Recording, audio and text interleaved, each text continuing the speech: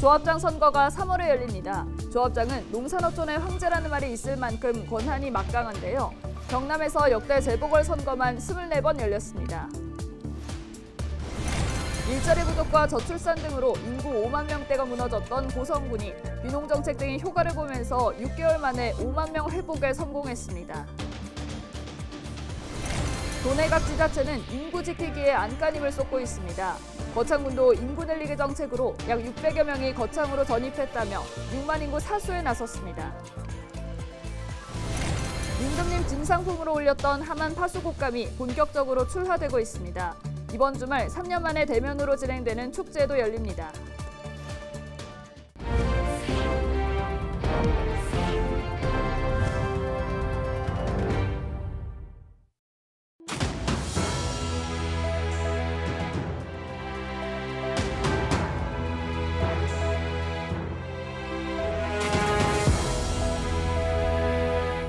여러분 안녕하십니까? 헬로TV 경남뉴스입니다.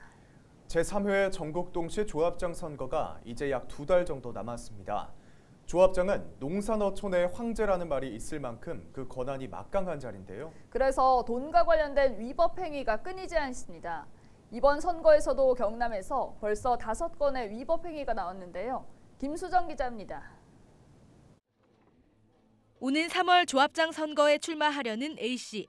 지난해 10월 한 모임에서 조합원 4명에게 28만 원 상당의 물품과 음식물을 제공했습니다. 또 다른 입후보 예정자 B씨는 지난해 11월 조합 임원과 공모해 다른 조합원에게 현금 50만 원을 줬고 정관 개정을 빌미로 매수 행위까지 했습니다.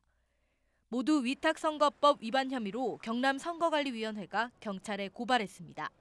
조합장 선거의 경우 소규모성과 친밀한 연고관계와 같은 특성으로 고질적인 금품 수수 행위가 근절되지 않고 있습니다. 현재 조합장 선거와 관련해서는 입후보 예정자를 대상으로 단속 활동을 집중적으로 전개해 나가고 있습니다. 경남의 제1회 조합장 선거에서는 고발과 수사 의뢰 등 모두 128건의 위법 행위가 있었습니다. 2회 때는 58건으로 크게 줄긴 했지만 여전하고 3회 선거를 앞두고도 벌써 5건이나 나왔습니다. 조합장 선거는 5당 4락이라는 말이 있습니다. 이 5억을 쓰면 당선되고 4억을 쓰면 떨어진다는 건데요. 그래서 이른바 돈선거라는 오명이 붙습니다.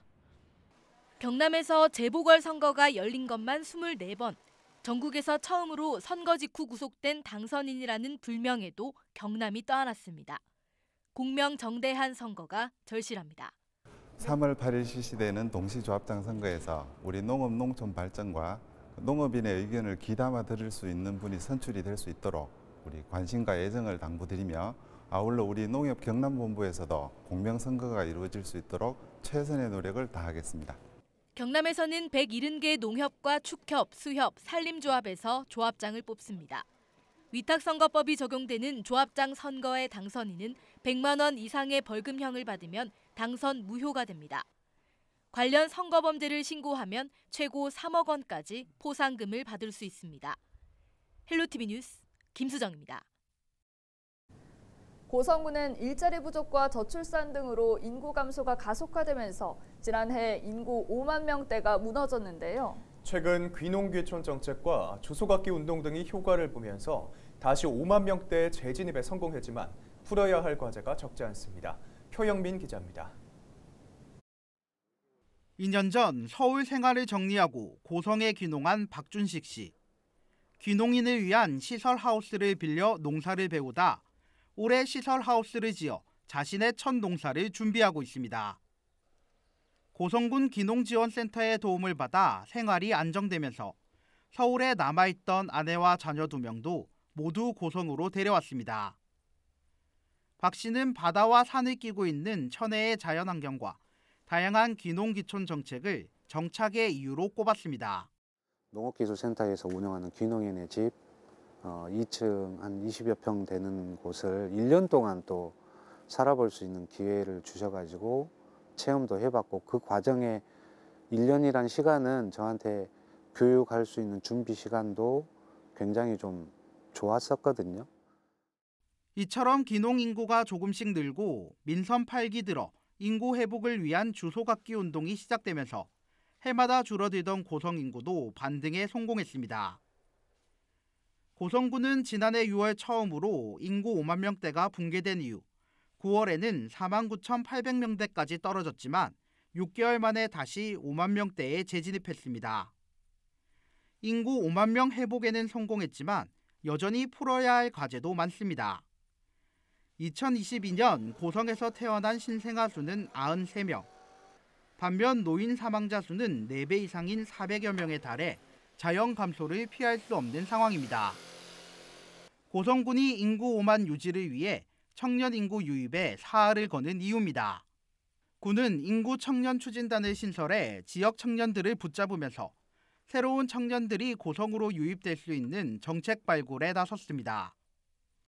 청년들이 고성군에 바라는 정책들 이렇게 쭉 한번 보니까 그 일자리 및 고용 부분, 그다음에 문화체육, 주거 환경 이런 부분에 대해서 바라는 바를 저희들이 파악을 하고 수요에 맞는 정책을 지속적으로 발굴하기 위해서 지속적으로 노력을 할 계획입니다.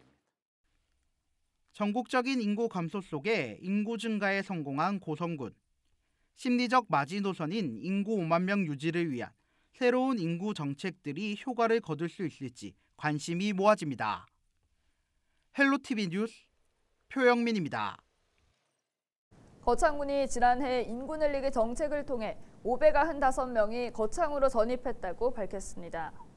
거창군은 이장 1명당 2명씩 전입신고 시키기 캠페인 등 민관이 함께 협약을 통해 지역 인구 지키기에 나서고 있다고 밝혔습니다. 현재 거창군의 인구는 6만 387명입니다. 구인모 군수는 저출산과 고령화로 인구 구조가 크게 변화하고 있다며 인구 구조에 영향을 받는 산업 등 철저한 준비를 통해 군민 모두가 행복하게 살 수 있는 미래를 그려나갈 계획이라고 말했습니다.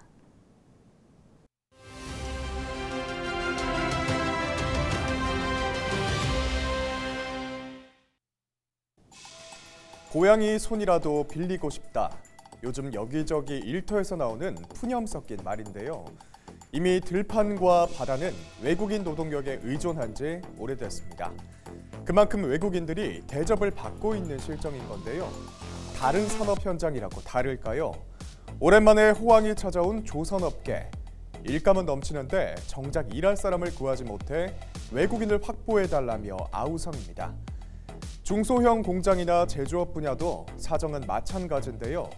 그래서 정부가 올해부터 약 20년 묵은 고용 관련 제도를 손보기로 했습니다. 우리나라에 일하러 온 외국인들에게 최대 10년 동안 일할 수 있도록 기회를 보장하기로 한 건데요. 외국인이 일할 수 있는 범위도 더 넓어집니다. 보모와 가사 도우미, 간병인과 요양보호사. 이 일은 그동안 내국인과 중국 동포만 할 수 있었던 일인데요. 올해부터는 모든 외국인에게 가사 돌봄을 할 수 있는 길이 열렸습니다. 일부 서비스 업종인 택배 상하차 분야도 앞으로는 합법적으로 외국인 고용이 가능할 것으로 보이는데요. 외국인의 체류 여건도 더 나아질 전망입니다. 기숙사를 제공하거나 주거 환경을 개선해주기로 한 지자체에는 외국인이 우선 배정됩니다. 정부가 고용제도를 손질함에 따라서 이제 산업 현장에 숨통이 트이게 됐는데요. 하지만 인구 소멸, 지방 소멸 위기 때문에 갈수록 외국인 노동력 의존도가 높아진다는 사실이 씁쓸한 현실입니다. 지금까지 데일리 브리핑이었습니다. 임금님 진상품으로 올렸던 하만 파수곶감이 본격적으로 출하되고 있습니다. 농가에서는 설 명절을 맞아 하루하루가 바쁜데요. 임금님의 입맛도 사로잡았던 하만 파수곶감의 수확 현장을 전주현 기자가 다녀왔습니다. 덕장에 주렁주렁 매달린 곶감들.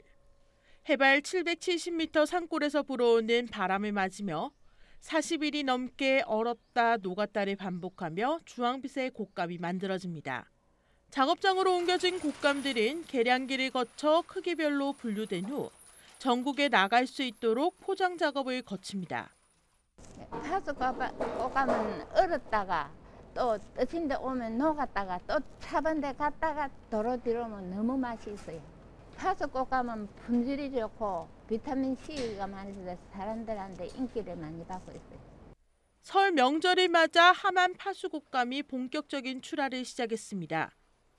파수곶감은 함안의 고유 품종인 수시감을 이용해 만드는데 다른 곶감들과 달리 씨가 적고 오래 보관해도 굳지 않는 것이 특징입니다. 여왕산 자락에서 불어오는 바람과 아침 저녁의 기온차, 햇볕의 삼박자는 곶감의 맛을 한층 더합니다. 현재 함안에서는 470여 농가에서 1,700여 톤을 생산해 40억 원의 소득을 올릴 만큼 효자 품목이 됐습니다. 우수한 품질을 자랑하는 함안 곶감은 이번 주말 열리는 축제에서 만나볼 수 있습니다. 다른 제품을 사 드셔보고 함안 곶감을 자시면은 차이가 완전히 날 것입니다. 그러니까 많이 오셔서 또 시식회도 많으니까 오셔가지고 많이 자시고 좋은 제품 많이 사 가셨으면 좋겠습니다. 코로나19로 3년 만에 열리는 이번 축제는 6일부터 사흘간 함안 체육관에서 진행됩니다. 헬로티비 뉴스 전주연입니다. 토끼 하면 재빠른 움직임과 지혜로움이 연상되시죠? 과거부터 현재까지 토끼의 의미가 어떻게 변화돼 왔는지 알 수 있는 기획 전시가 열렸습니다. 토끼를 주제로 한 동요와 전래동화부터 토끼 캐릭터 인형까지 다양한 전시물도 한자리에서 만나볼 수 있다고 하는데요. 김진재 기자가 토끼 기획 전시를 다녀왔습니다. 풀밭에 앉아있는 토끼 한 마리에 숨어있던 호랑이가 나타나자 재빨리 도망갑니다. 또 다른 벽면에서는 절구질을 하는 토끼에 거북이를 타고 용궁을 헤엄치는 토끼도 발견할 수 있습니다. 검은 토끼의 해 2023년 개묘년을 맞아 토끼를 주제로 한 기획 전시가 열렸습니다. 전시회 주제는 생태 만상과 변화 무쌍, 그림과 장식품, 인형 등 토끼 관련 전시물 70여 점이 두 주제에 따라 전시실을 채웠습니다. 전시물 옆에는 토끼의 생태에 얽힌 민속 이야기가 함께 적혀 있어 관람객들의 이해를 돕습니다. 생태 만상이라고 해가지고 토끼가 가지고 있는 생태적인 특징이 어떤 의미로 우리에게 다가오는지 그런 것도 살펴보았고요. 2부 변화무쌍 같은 경우에는 그런 의미들이 현대에는 또 어떻게 좀 전달되어 왔고 그런 것들이 어떻게 전승되어 왔는지. 토끼하면 빼놓을 수 없는 둥근 달과 벽면을 가득 채운 토끼 그림, 아기자기한 인형들은 관람객들의 발길을 멈추게 합니다. 하트 들고 있는 토끼 인형이 좋았어요. 귀여워서요. 이번 전시회는 누구나 무료로 관람할 수 있고 국립민속박물관 홈페이지를 통해 VR로도 볼 수 있습니다. 국립민속박물관은 매년 그 해를 상징하는 동물을 주제로 기획 전시를 이어오고 있는데요. 올해 토끼 기획 전시는 오는 3월 6일까지 열릴 예정입니다. 헬로티비 뉴스 김진재입니다.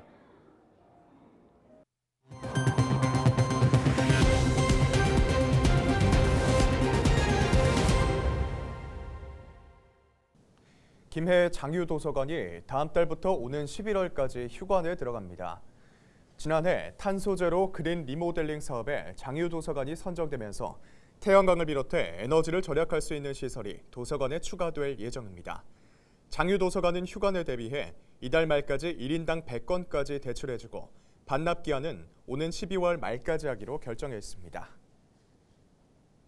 한국 구상조각계의 거장 김영원 작가의 작품을 전시하는 김영원 미술관이 김해에 조성됩니다.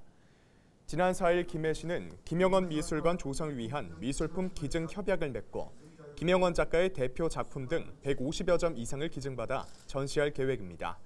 김영원 미술관은 현재 전국체전을 위해 지어지고 있는 종합운동장 안에 들어설 예정입니다. 통영시가 저소득층 산모를 대상으로 산후조리 비용을 지원합니다. 지원 대상은 통영에 주소를 10개월 이상 둔 산모로 기준 중위소득 80% 이하 저소득 가구입니다. 통영시는 지역 내 산후조리원을 이용할 경우 최대 100만 원의 이용료를 지원할 계획입니다. 거제시가 아빠 육아휴직 장려금 지원을 확대합니다. 시는 올해부터 기존 만 5세 이하였던 지원 대상을 만 8세까지로 확대하고 이를 위해 12억 2천만 원을 확보했다고 밝혔습니다. 아빠 육아휴직 장려금은 거제에 1년 이상 주소를 둔 남성 육아휴직자면 신청 가능하며 월 20만 원씩 최대 3개월 동안 지급됩니다. 이상으로 뉴스를 마칩니다. 저희는 언제나 지역민 여러분과 함께하겠습니다. 시청해주신 여러분 고맙습니다.